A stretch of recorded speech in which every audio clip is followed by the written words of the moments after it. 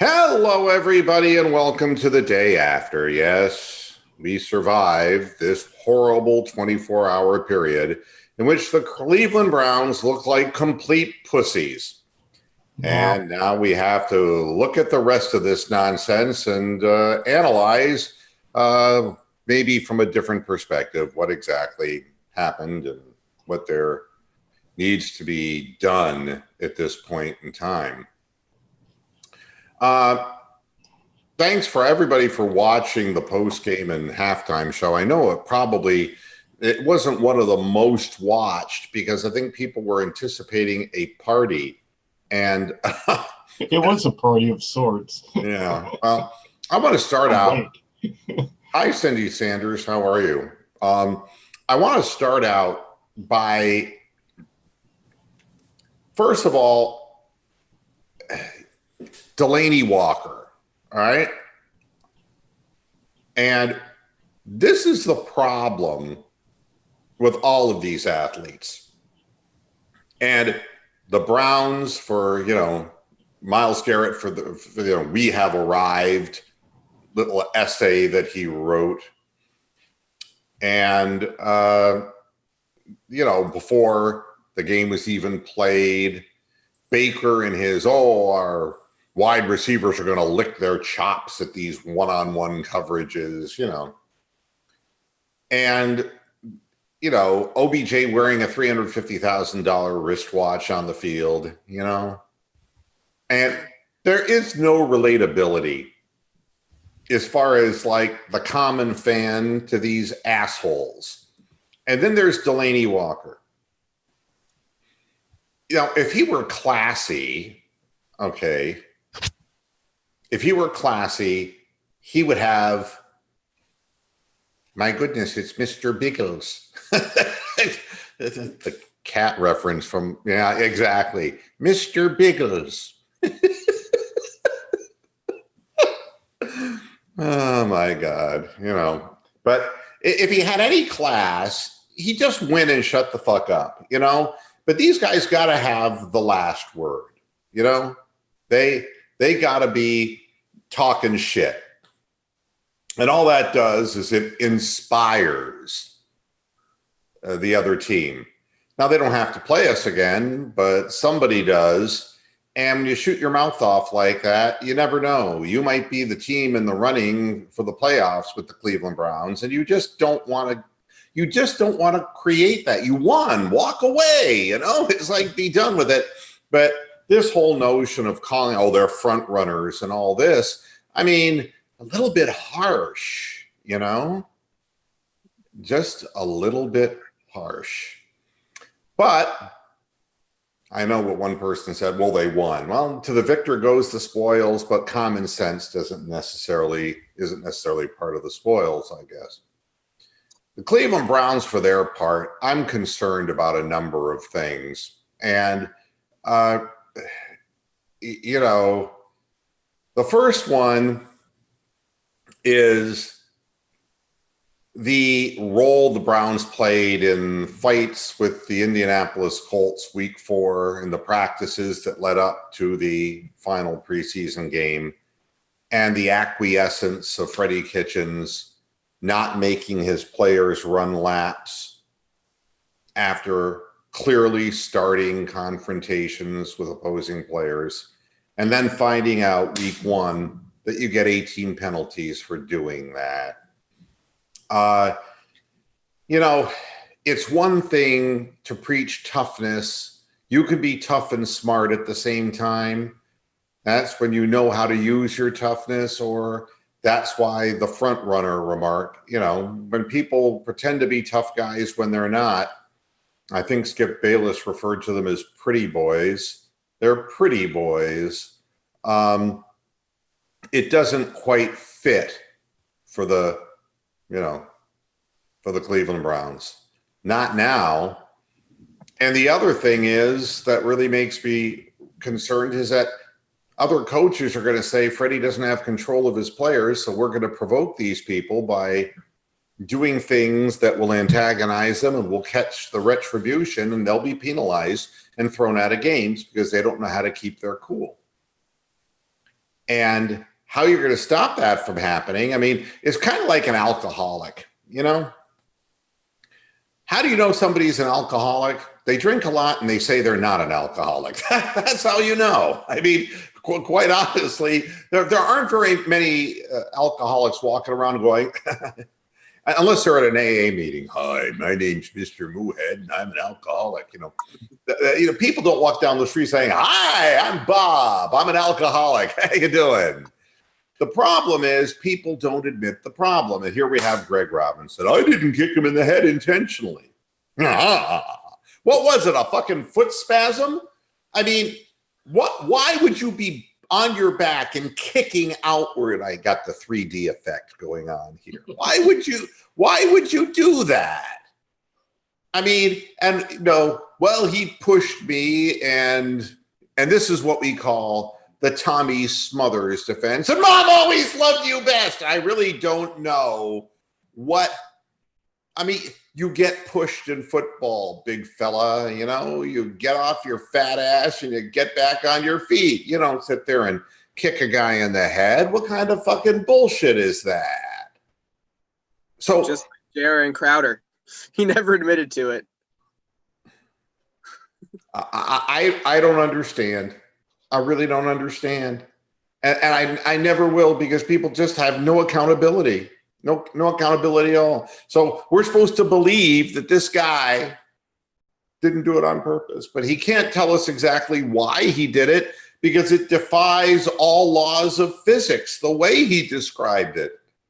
Well, he pushed me down. I was going backwards, so I did a front kick to the head. Did you actually last through the whole interview? Because I made it through 2 minutes of it. And I said no. I was nauseated by the premise of it and gave up. Is that just a quick? Sorry to interrupt, but it's your rant here. But just a quick question about that: was that Kitchen's punishment was to make Robinson go in front of the media and have to explain himself? Was that part? Because normally they wouldn't be out in front of the media. Well, I mean, it's so stupid. I mean, why would that be punishment? To say that so he could deny it, it shows just further lack of character. I mean, it's just a question. Didn't mean to do it, but I really feel bad about what I did to the team. It's like, right. I mean, he could better have pulled his game check. He played like 12 plays. Look. I looked at the 75-yard screen pass, and yes, the block was a tackle. I mean, it was. I mean, but like I told you, you come out and you play like horse shit, and you're the same old Browns, and the calls are going to go against you. Get used to it. Until you prove you're not a weak sister, that's what's going to happen to you. That's just the way it works. It's unbelievable. 182 yards of penalties. There's no team that could overcome that. It's impossible. But 182 yards of penalties and 3 interceptions. It's like, why are we playing this game? Why? It's Myles Garrett, I have to keep my composure. That's on me. No kidding. You punched a guy in the face. That's on you. Good for you, Thank you, Captain Obvious. Then you have L. Ron Hubbard. I'm going to keep coming up with, he'll be Phil next. He'll be Phil Hubbard. Then he'll be Hubba Hubbard. Dynamics, man. The guy's awful.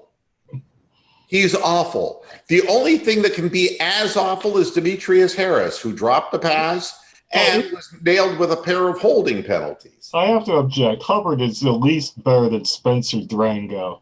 But that's about it. He's better than Drango. No, he's really right at Drango's pace, isn't he? In fact, he might be Drango Unchained. Drango Unblocked, yeah. Jesus Christ. Now, here's some other things to be concerned about if you're a fan. Okay. All the holding penalties. All right? Holding penalties are not usually a good sign, as are illegal motion penalties, right? These are not such good things, because what it does is when you're jumping like that, you are reacting to pressure that is on you. Exactly. And I can tell you stories about fights because I am a boxing historian, and some of them are really obscure fights. One of them was an ESPN fight between Buster Drayton, who is a little known fighter from the same hometown as Marvelous Marvin Hagler, which was Brockton, Massachusetts. Wow. And he also had Goody Petronelli as his manager. And Buster Drayton was a wild, swinging, crazy, wild punching, kind of wild windmill punching guy, real muscular guy. And Clint Jackson was from the Army, from the naval services, armed services, and he fought as an Olympian. And so he was the guy who had all of the pedigree. And they came out in the first round, and Buster Drayton hit him with a good solid shot. And in between the first and the second round, I'm going to cut your camera off if you keep this up. Okay, I was just waiting to get a rise. He goes back to his corner and says to the second in his corner, "That guy really hits hard." The fight was over. It was over. He got knocked out in the next round, because when a fighter starts to flinch, when a guy throws a punch, there's something coming from another angle. You can never take your eye off the target. And Clint Jackson was so worried about things that he just got clocked. That's what happens to offensive linemen who aren't very good. They might feel, well, I need that extra step to prevent this guy from blowing by me. And so you jump early. And of course, if you're holding, the guy's already around you. Oh, yeah. These penalties are a matter of, I held him because I was trying to save Baker's life. Guy's already past you. So all of these penalties that you're seeing from offensive linemen doesn't show a lack of technique. It's a lack of ability. And in the middle of all of this, who's inactive on the sideline? Austin Corbett. Bingo. Yeah, I was going to comment about all that. That's how little they think of him. Austin Corbett was inactive, along with the other Teller, Wyatt Teller. Wyatt Teller, Helen Teller, or Wyatt Earp. Penn and Teller. Penn and Teller, Wyatt Teller. Yeah. I'm a teller at the local branch of Bank of America. Yeah. That's the Penn one. had no comment, by the way. Oh. Exactly. Who had no comment? He was on a silent count. Penn. Oh, Penn. Oh, yeah, that's correct. Yeah. Yeah. But I mean, right off the bat, Hubbard was a one-man wrecking crew, The sack he gave up, we surrendered field position, which ended up getting them, toward the end zone. And that whole incredible series of things where they got 2 first downs on third down because of Browns penalties.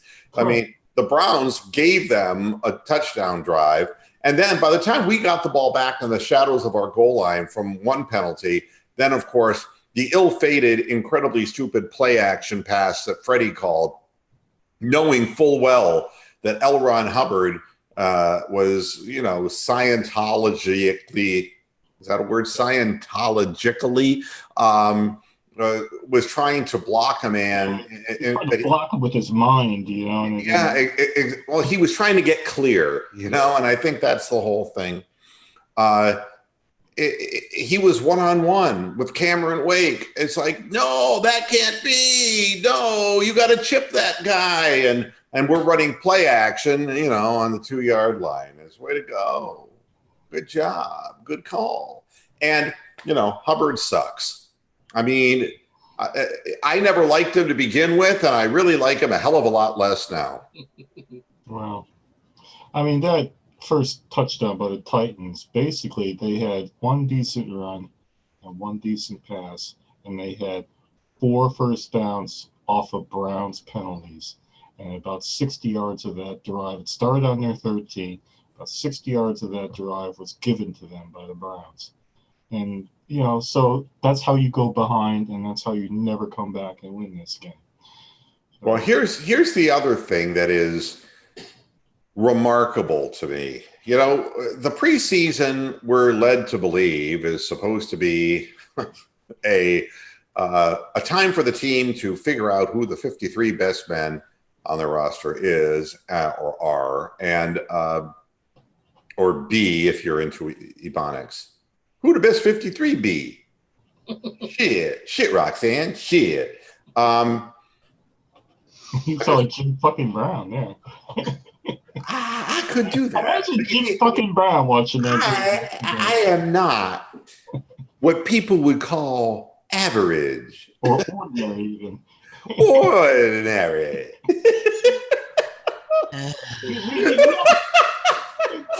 Let's hear Jim fucking Brown watching that game yesterday. Jim fucking Brown is the kiss of death. They shouldn't let him in the stadium. He's the reason we can't win home games. It's him. Mm-hmm. He's just so extraordinary that nobody can live up to him. And they just disappear. It's a horrible thing. You never heard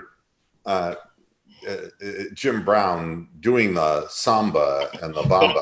I have that saved on my computer. I took the audio off of it. If I can find it, I can play it for you. Yeah, nothing better than Jim fucking Brown singing "The Girl from Ipanema." In fact, it'd probably take me about 2 minutes to find it. Which he thought was called "The Girl Eats Empanadas for Dinner." I don't know. It ends with the girl from Ipanema being thrown off the balcony. Yes, that's exactly right. That was Jim fucking Brown. And that's because that song was well beyond ordinary. Right, enough of that shit. Yeah. Oh, I'm sorry, Roxanne. I'm not even looking at you and I hear that noise and I know what it is. That's the only girl noise she makes. What a bummer. The exasperation noise. It is what it is. Yeah. And, it looked like the offense, and I said this on the post-game show, in the third preseason game against Tampa, totally disorganized. But if we're trying to find not only the best 53 on the roster, if we are trying to determine team strengths and team weaknesses, how could we miss on the offensive line when you have an offensive coordinator who's a pass-first guy, and you're going to do, 4 receivers, 4 vert, I guess, going vertically down the field. We're going to be a passing offense. How in the hell can you wind up saying, the guy that we drafted 33rd last year, he's not even good enough to dress. And by God, we have to get a bunch of people like Wyatt Teller at the last second. They're not ready to play because they don't know the blocking schemes. Yeah. And, we didn't get a Trent Williams, or there was the other guy who was out there too that might have been available for trade. And how could you miss that pivotal weakness? And we all saw it. We were reading about it. I mean, if Mary Kay Cabbagehead knows about it, it's safe to say that dead bodies that have been interred for decades know about it. And that the Tennessee Titans knew about it too. Here's the other thing that bothers me. Baker Mayfield, I mean, if you couldn't see it, let me explain it to you in black and white. He was not automatic on where the ball was supposed to go. When he played in a simpler system, which would have been last year's, I've forgotten the offensive coordinator now. Tom Haley. Yeah, Haley. Yeah. Yeah, old Todd Haley. You know, who consistently Bill Haley, and he had a bunch of comments surrounding him. Comments orbiting him. Yeah. You know, the whole idea was Freddie picked out the simpler plays that the team could perform, and we got better. And now we're performing the whole playbook of something that nobody understands. And it's really obvious. And I know what's going to happen. You know, we're going to simplify the playbook. How many times do we have to hear that after we get crushed? Is that code for saying our players are stupid, or that our coaches? No, you know what it is? It's saying that the head coach is stubborn because he's watching them fucking practice every day, and he's got to know. He's just got to know that they're not executing things. And if those were the plays Freddie said they do best, God help us, because they were terrible. And the fact is, you know, and in his presser, Freddie Kitchens first started out, this is another reason for concern, saying, oh, this is just one game. Do a lot of that. I don't want to hear that shit.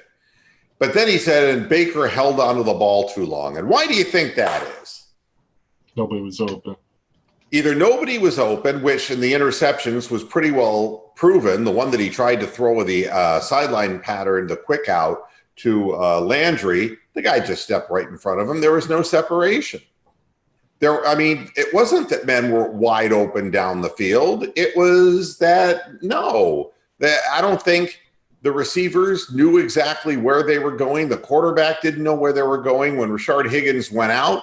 And we still don't know what's wrong with him, except that he rolled an ankle. And if it's the dreaded high ankle sprain, bye-bye. We'll see you somewhere down the road. It was a knee, they said in the game. Yeah, but they're saying now that he rolled an ankle.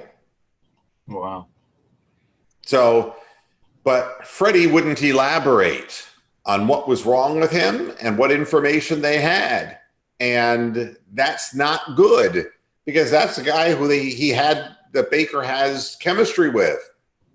Probably the best guy, example of chemistry that he had with a wide receiver last year in a lot of respects.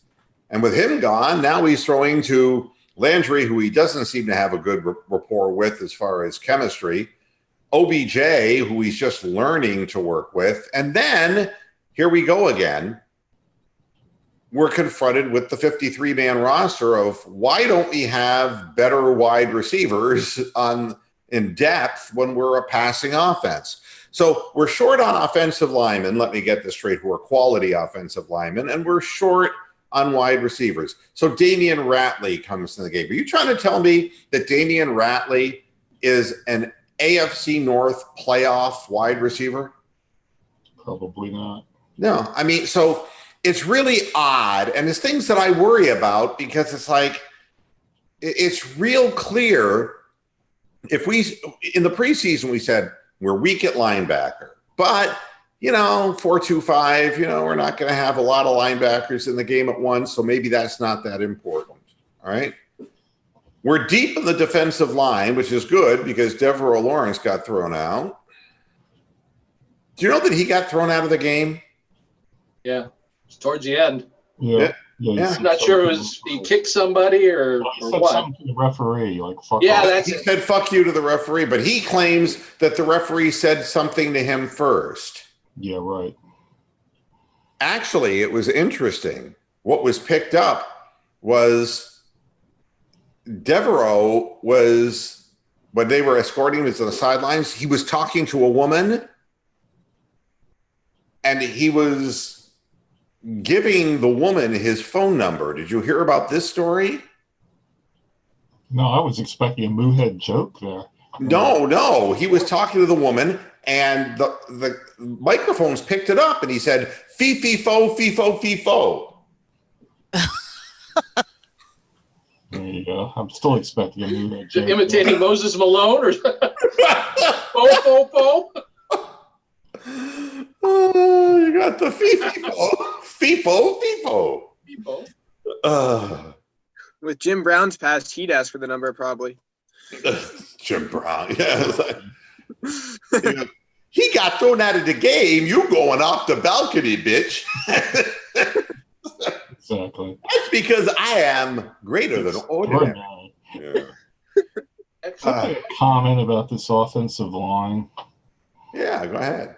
Yeah. Comment. Otherwise, I will forget about it, and it's too good to forget. I'm looking at the playbook that the NFL.com publishes, and they do a very good playtime percentage statistic thing, if you've ever not seen it. And David Njoku played on 90% of our snaps as tight end, and Harris, who I can't stand, played on 18%. They were the only tight ends that were used. No wonder we didn't fucking block for shit, because the Titans had one or two tight ends that were specifically there to stop our edge rushers from getting to their quarterback, where we had Njoku, who, if he can block, he's never going to show it. And we've got Harris, who's an absolute basket case, in my opinion. So I think the fact that we gave up a safety and we gave up the sacks that we did is partly down to, obviously, the dismantled offensive line, but the fact that we had no tight ends fucking giving any help whatsoever. Look, it's amazing. If Demetrius Harris played 18% of the snaps and had 2 holding calls, exactly. That's prolific. That's prolific. That's exactly, but that was my next point. He was on the field for 13 snaps, 13 snaps. That's like 3 snaps a quarter. He's a fucking barnacle. And he had a holding penalty on 20% of the plays he was on. He single-handedly killed 2 drives by himself. 2 big runs, back, put us first and 20, and he's somebody Dorsey brought in from like Kansas City, knew him before. He's not some like chump that came in off the street and would say, let's Sheehy Giuseppe, let's give him a tryout. This is somebody they know. Now, here's the thing that probably concerns me more than anything. First of all, you're not aware that your team doesn't really know the playbook very well and doesn't execute the plays very well. That would be the first one. But the second one is the worst of all. How bad is it? The halftime adjustments. There were none. Well, Didn't seem like it. I can tell you this. The Titans did nothing different offensively in the second half of that football game than they did in the first. Totally. But there were defensive adjustments made by them, and you could see, obviously, that they were advantageous decisions. The Browns, on the other hand, having had the first half to look at it and still being in the game, proceeded to do nothing to adjust to anything. It looked to me as if our head coach is a moron. You can't go in down 12-6 and lose 43-13 and say that you made any kind of effective adjustments. Correct. I mean, I said that at the time, at the halftime. A championship team, a division-winning team, would win this game and come back and win. Now, if that happened, Philadelphia was behind by like 3 touchdowns against the Redskins. They came back and won. And the Los Angeles Rams were behind by a lot yesterday. They came back and won.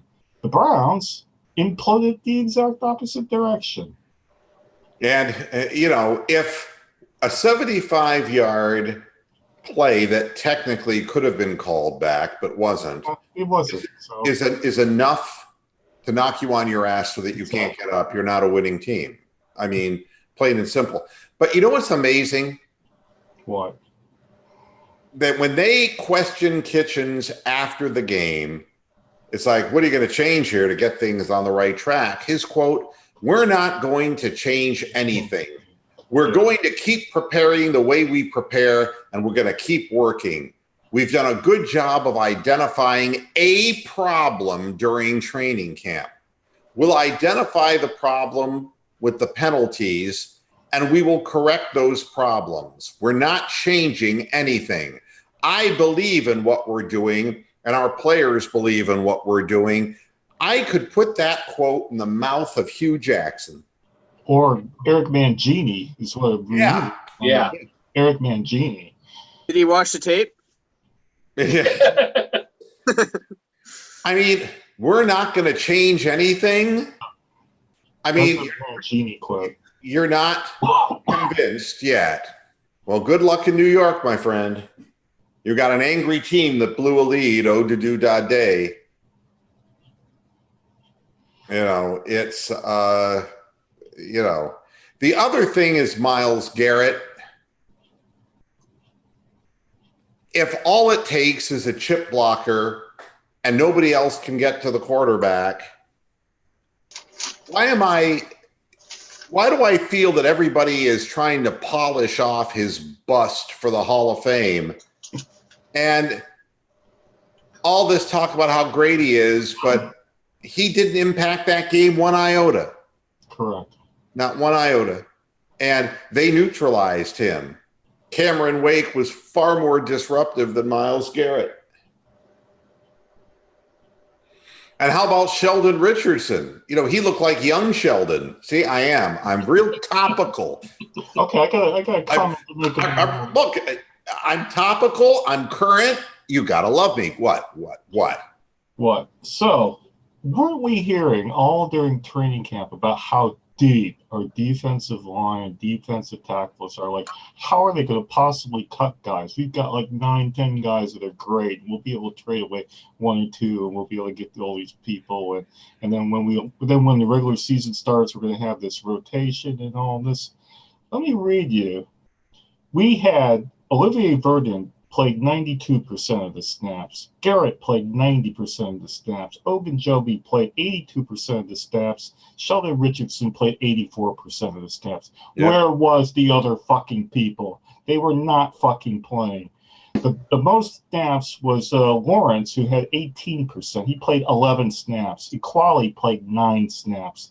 Chris Smith played 9 snaps. Where was that fucking rotation? Maybe if they rotated out Garrett and Richardson and Vernon every now and then with these fresh guys, we might have had sacks.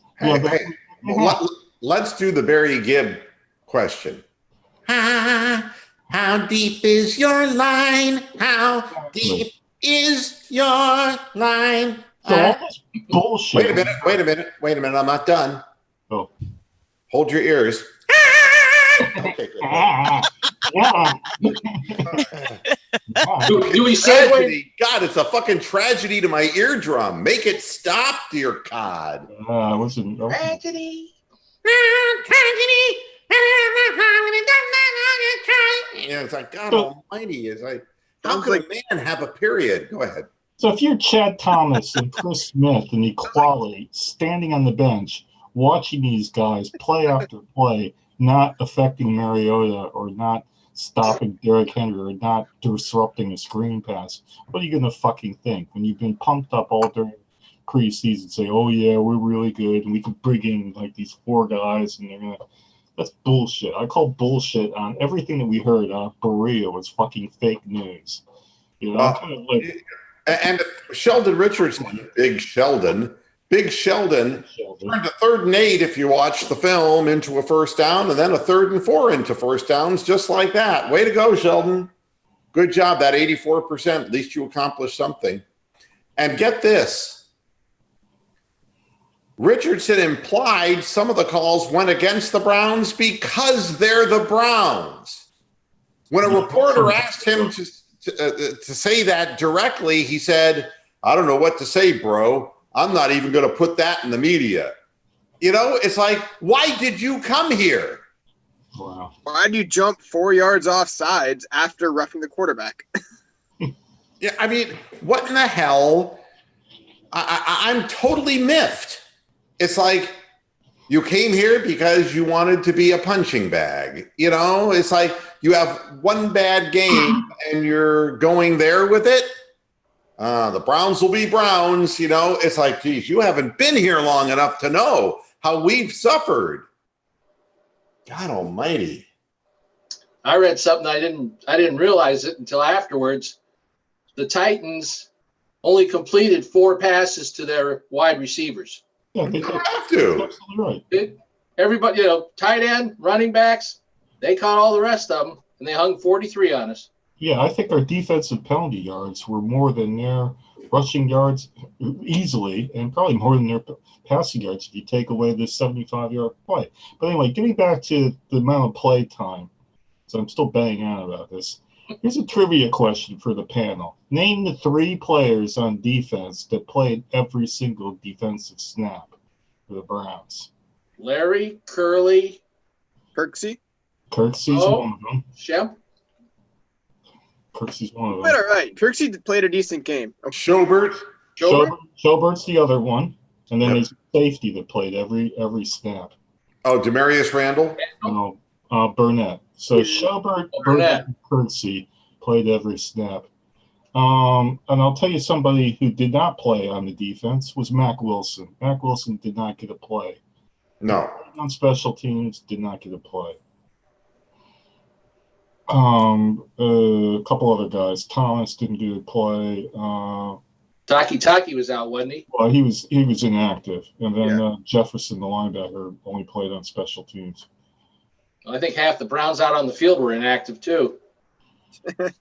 Well, so much for this. More like Great depth, though.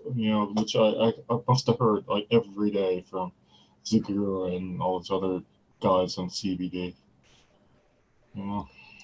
18 penalties, 15 points, or 13 points. That would be freaking leavable. Yeah, I mean, as bad gets. Oh, and by the way, they did X-rays on Baker Mayfield's wrist. And it's really funny. They gave 2 reports because it got commingled with another report. They said nothing wrong with Baker Mayfield's wrist and that Johnny Mathis has a limp wrist. I don't know what that. Why would I take a shot? Brian said to ask you if it's 2008 all over again. Who asked me this? Brian in the chat room. That's the comment I made yesterday, Brian. I think the gas prices are different, so it can't be 2008. God, 2008. I can't even remember that long ago. We were, like I said this in the postgame show, that's when we came off the 10-6 season, just missed the playoffs, and we still had Anderson, we still had Dropsy Braylon, and we still had Endo making Kellen Winslow Jr., and we were all going to sweep our way through the AFC North, and the team was totally disunited under Romeo Crennel, and they laid a massive big egg in that opening game in front of a national TV audience, and it just spiraled downhill to like a 5-11 season. Crennel got fired. So they also that same year changed offensive coordinators. Yeah, we had like Mo Carthon or somebody like, I don't know. Oh, here's Best Impact. Please, guys, calm down. We'll turn this around. We need to stay positive. There are a lot of things that happen that do not happen very often. Well, they haven't happened very often yet because it was the first game. We don't know if they're going to happen very often, but I have a feeling that wide receivers, when we get our depth tested, are not going to get open, and that Baker Mayfield is not going to suddenly learn the offense between week 1 and week 2. So things that, what was Kevin Bacon's character in Animal House? Oh, he was one of the frat guys. No. Please remain calm. All is well. All is well. You got flattened. Yep, absolutely. There's a good somebody who understood my reference. Yes, I like. And Kawaki Otsutski. Am I saying that right, Kawaki? Gesundheit. Yeah. It's really interesting. Did you know that Kawaki drinks, Dos Equis? That's the beer that made Kawaki famous. Forget it. Forget it. Yeah, that was a hard one. Yeah, we're digging very, very deep. Think about a Laverne and Shirley reference next. The beer that made Kawaki famous has made a loser out of me. Yeah, exactly. Jerry Lee Lewis. Wow. Lots of things about Jerry Lee Lewis. My God. A 13-year-old girl. Goodness gracious. Great balls of fire. Right. At least he kept it in the family. You shake my nerves and you rattle my brain. A 13-year-old. Stop it. That's what Vaccaro told Robinson after he got kicked. You know what she said to Jerry Lee after she blew him? Oh, here we go. Can we play Barbies now? Aww. I know, but come on. It's just wrong on Very well. levels. And you know, Kawaki, they did seem to give up. I mean, you could just see in the body language there was no more point of attack. There was no more, you know, hustle. There was just no more nothing, you know. There were so many. You know what they looked like in the fourth quarter? They looked like when the Cavaliers had LeBron, but LeBron decided to take that game off. And, you know, they were getting beat 40 points by Orlando, and they were playing it out. You know, that's what that fourth quarter looked like yesterday. It looked like a LeBron-less Cavalier team. You want to know what you said the magic word LeBron, and a story came up that I read, and I wasn't going to talk about this on the show, but it's like balls this big. Okay, this would be one of the definitions of balls this big. Balls the size of the Liberty Bell. Unibrow. The newest Laker calls out LeBron James to play more defense. It's like, wait a minute. What was the single most memorable play of LeBron's championship season in 2016 in Cleveland? The chase down block of Andre Iguodala, you know, off the top of my head. Make it stop. Make it stop. You know, it's like he gets big money, free agent. They kowtow to these people, and they think that they can say this shit. It's like, good God, make that stop. Pardon me, Mr. Unibrow, but I'm lost here. Could you tell me how many rings you have again? Exactly. It's like about as many as me. One, college. He had one in college. If you were 6'8", how many triple doubles would you have, Unibrow? I'm just curious. Yeah. Just make it stop. Greedy Williams actually started, and he played more snaps.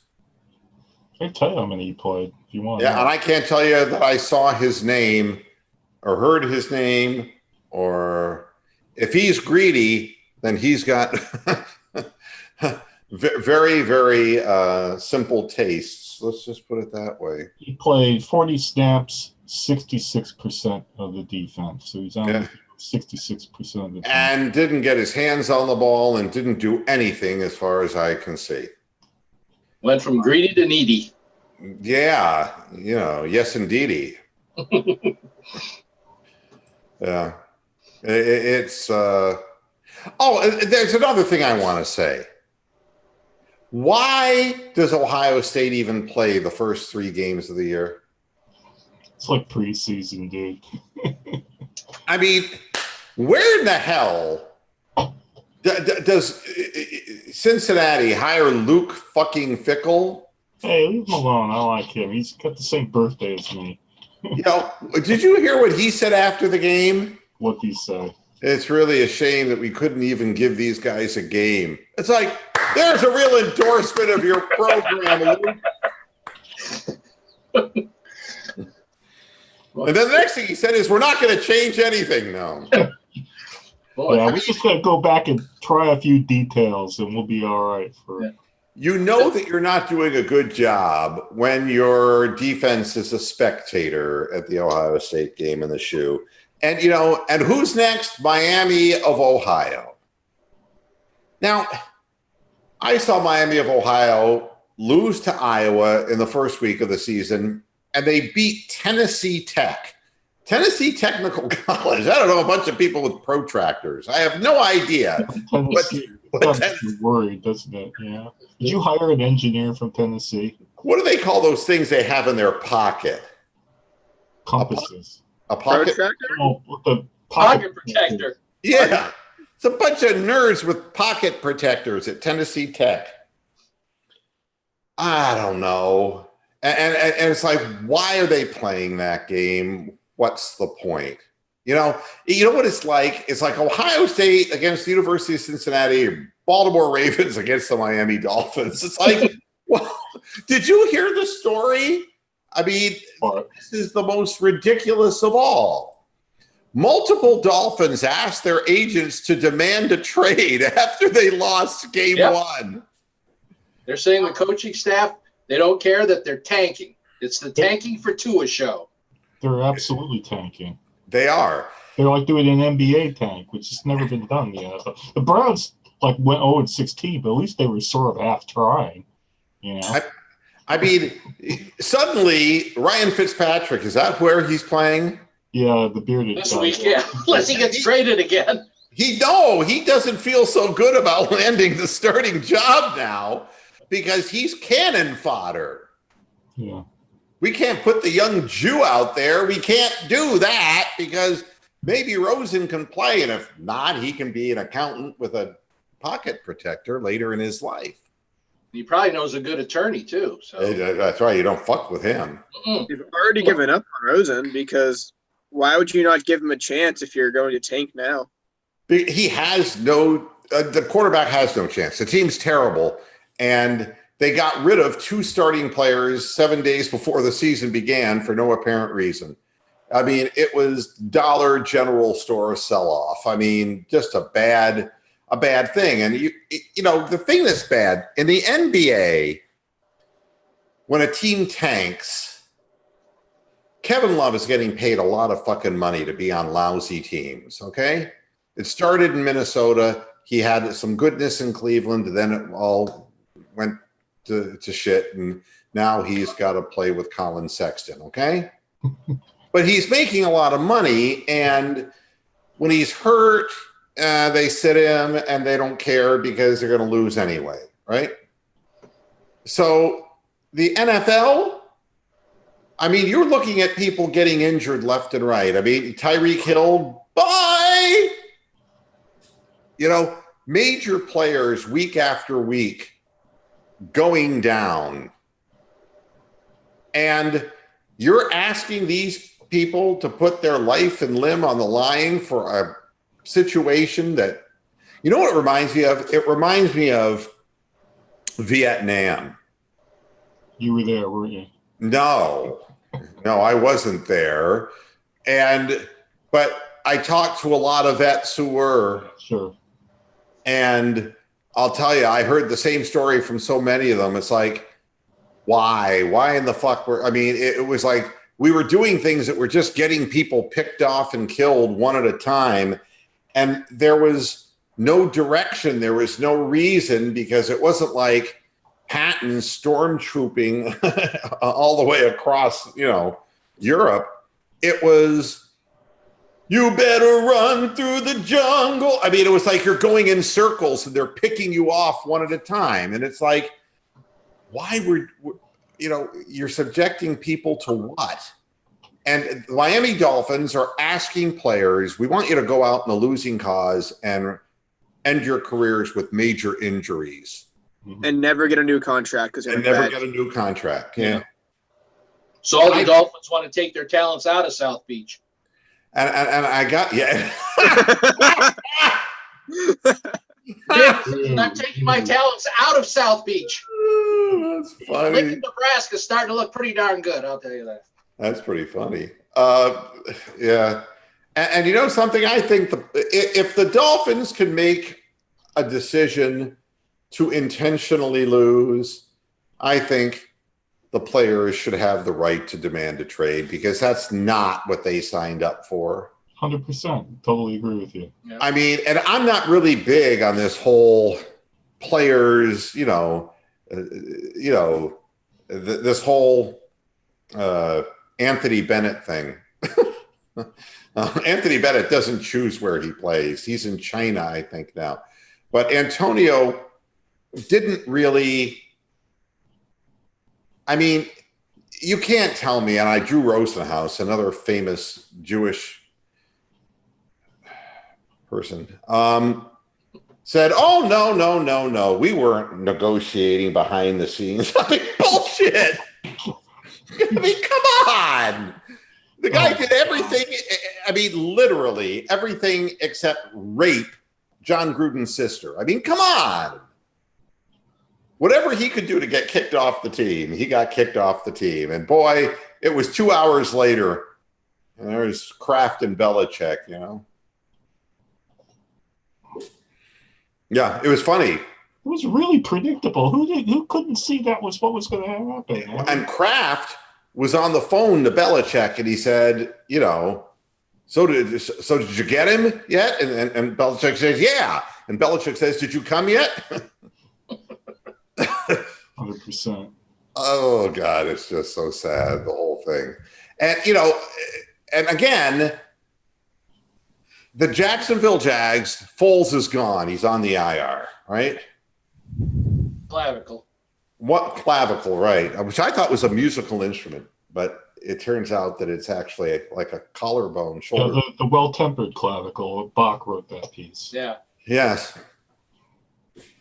The clavicular symphony for clavicle. Yeah. I mean, the Jags can't catch a break at quarterback, but, you know, any game could be your last game. Who in the hell wants to play for a loser like that? It's just a bad situation. Just a bad situation. When I saw that now the tanking has extended, you know, to the NFL, it's just no. That's something that shouldn't have gone anywhere. It should have stayed right where it was. To finish up on the Browns, which is, you know, first of all, you got to play with who you got. Second of all, the guys you got to be better in positions where you need them in order to have a good offense. 3, if you gave up 43 to the Titans, you don't have a good defense. You know, there's so many things I can point out. And I know that some people are just saying, well, it's just 1 week. We got to be patient. Well, what choice do we have? We just are going to sit there and wait. That's what we're going to do. We're just going to sit there and hope that on Monday Night Football, we're not thoroughly embarrassed. And I have a sick feeling we're going to be thoroughly embarrassed again. Because the lights are bright, and now, I mean, everybody who, you know, Baker's a guy who's got that swag, you know? And he's a target. There's a lot of people in the media who will target the Browns. And if they flop on Monday Night Football 2 weeks in a row, you're never going to hear the end of it. Now, if they go in and win, you'll have an assassin try to shoot Darnold from the upper deck. But if the Browns get killed again, there's going to be no excuses. There's going to be no excuses. And, you know, teams play better in their home field except us. Mm-hmm. Yeah. And that's psychological. That's a sign of tightness. That's a sign of not being, not being disciplined and, intelligent and experienced. So, you know, we're so bad, Kawaki. We wouldn't just lose to the Jets. We'd lose to Benny. Just Benny. What an aggravating song. Benny, Benny, Benny, Benny, Benny, Benny. So stop. That sounds like my belly, belly, belly song. Dog, yeah. Pig belly of the dog. Yeah, that was actually 100%. I'll tell you what, we're in big danger of finishing the next 5-6 games 0-6, 1-5. People really need to understand that. If we get to the bye week 1-5, 0-6, or even 2-4, Freddie Kitchens probably needs to find a new job. Yeah. Now, best impact. The sad thing is we add Beckham and make the O-line weaker, so we cannot run the ball efficiently enough. That's right. We play with 2 safeties. Now, you know, well, I'm glad that now there is at least something to worry about. Thank you, Best Impact. We were carefree until now. Yeah, my goodness. John South says Mayfield will do fine. The defense got gassed. Yeah, well, they weren't playing during the preseason, I guess. I don't know. Conditioning would not be a factor. And we didn't rotate them out either. Like I said 30 minutes ago, we kept them in there for 90% of the snaps. Which is a good way to get them dragged off the field. Exactly. And Jay Morgan is saying, I think he has this funny captain pose. I don't know what he's doing. If the Bills, Captain. Hey, his brother's name's Stanley, and he's an investment guy. Stanley. Yeah. Scott Caspa shouldn't. The rest was nerves. Nerves. They're pros, man. And what's Monday Night Football going to be? Dun, dun, dun, dun. Howard Cosell resurrected from the grave. Welcome to Monday Night Football with my dead partner, Dandy Don Meredith, and OJ, who we wish were dead. Well, looks like the party's over for Don. Eh? The lights. So what quarter is Le'Veon Bell going to eclipse 100 yards? Yeah, I mean, I don't know. It's a must-win game. It's a must-win game, isn't it? It's week 2, and it's a must-win game. And Kawaki is saying if we lose to the Jets, OBJ is going to regret coming to Cleveland. You know? Well, hey, don't we all? You still know what time it is. That damn watch he is. Exactly. And one other thing before I go here. No. There's one team I want to watch college football. I want to watch this Maryland team play. Oh, yeah.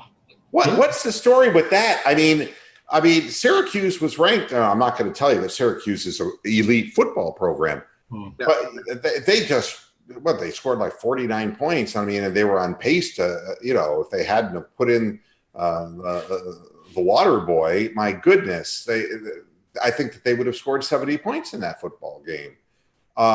They just destroyed Syracuse, and that's the second consecutive week. There's big offense, man, coming out of Maryland of all places. I want to see that team play just to see what they're doing and who's turned it around and who's responsible for that, because I don't remember Maryland being a bastion of offensive glory, Maybe half the Ravens came down to the campus and just changed uniforms. Maybe. And Joe Fox brings up a good point. The guys to rally around are Landry and Chubb because they're hard-nosed players that only want to win. That's right. And they're not committing stupid penalties and getting thrown out of the game. And they're not talking to the media much either. Certainly Chubb. Yeah, they play hard, and they do what they're supposed to do, and they keep their nose clean, and they're professionals, And Brian correctly says that Stanley Morgan, not Morgan Stanley, was a wide receiver for the Patriots. And Piers Morgan, no. And there's Paul Stanley from KISS, but That's right. All right. Actually, Maryland's coach is from my hometown. Ironically. DJ Really? Durkin. Who is the head coach there? DJ Durkin from Youngstown, Ohio. Interesting. How long has he been the head coach there? 2016 to never mind. He was let go after last year because of the whole player dying thing. Yeah, I was gonna say. Yeah, okay. I'm on there. So who's the new coach that's brought in the offense? That's an interesting question. And Joe Fox says Myles Garrett has no drive to win. He took no ownership in the loss. Yeah, he's munching on pineapple. Seriously, I was out of his locker. Oh, Alabama's offensive coordinator from last year, Mike Locksley. I don't know who he is. Oh. Alabama guy. I've never heard of him. Nickname is Robin. Robin of Locksley. Sir Robin. He's got Friar Tuck as his defensive coordinator. He's their new head coach, yeah. So I don't know. It must be one of Nick Saban's disciple or something. Nick Saban. Well, whatever it is, man, they're scoring a lot of points, and I was really surprised. And so that's it for the show. It's 7:00. I'm disappointed. I think all of Cleveland's disappointed, but realistically, All we can do is wait until Monday. We have to wait a little longer than everybody else. And I got to do a halftime and postgame show on fucking Monday Night Football. What time does that game? I think around 8. So you can do your pregame show at 6, then the halftime show, and then the postgame show after the game. Fuck. It's 8:15. 8:15 start. So 1:15 in the morning if you happen to be in England. Your best bet is just sleep through Sunday. Well. Yeah, well, I get to and you know, nobody's talking about Rapelessberger losing 30-3 or 33-3. Yeah. Why should we? Because I forgot that extra field goal. We know the Steelers are going to be okay. They'll bounce back. Yeah, but the thing is why in a game where you know you're playing a great opposition, afterwards, even Roethlisberger was saying that it was his fault, that he wasn't getting the ball accurately to people. But people are already wondering in Pittsburgh whether the loss of, you know, AB and Le'Veon Bell, if it's starting to take a toll on the franchise, that they don't have the weapons that they had. And Connor did not have a good day running the football. And Roethlisberger, as we said, he threw 47 passes. When that happens, they lose. Okay, well, the Rams didn't have a good day running the ball against the Patriots in the Super Bowl. So I think the Steelers are going to be fine. It's the Browns I'm worried about. Yeah, but I mean, the fact is more people are talking about the Browns' failure than the Pittsburgh failure, I guess is what my point is. Absolutely. You're not hearing about what a big fucking wuss and front runner and pretty boy Ben Roethlisberger is, or you know how stupid the front office of the Steelers was to let these, you know, to let these good players slip through their hands or whatever. And AB actually looks like, you know, he's prescient by suggesting that there were problems, that Roethlisberger had his favorites that he would throw the ball to, and there was all of that. And you wonder just if there are problems in Pittsburgh. We're just not hearing about that because we got so many of our own problems that, you know, that we're not dwelling on other people's problems. That's it. I'm finished. Thanks a lot for tuning in to this edition of Moohead Radio. You know what it means. We'll be back on Friday, and then we'll be back on Monday 3 times, Fred Scuttle. Monday. I know. 3 fucking shows, man. 3. What doll is that? Who is that? Michelle Obama bobblehead doll. Well, why is she so light? Weight Watchers? Oh. No, not that.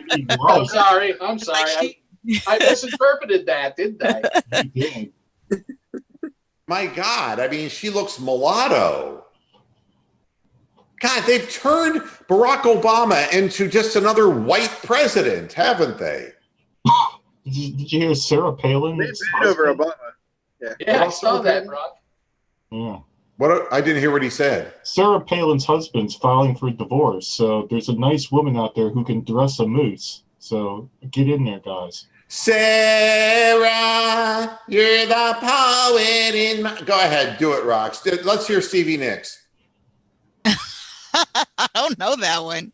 No, any Stevie Nicks song. Bleeding Sheep song. Let's hear it. Thunder only happens when it's raining.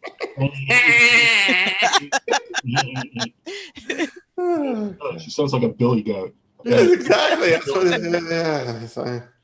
Thanks for tuning in. We'll be back again Friday and 3 times on Monday. And until next time, hasta la vista, Pastor Heads. Good night.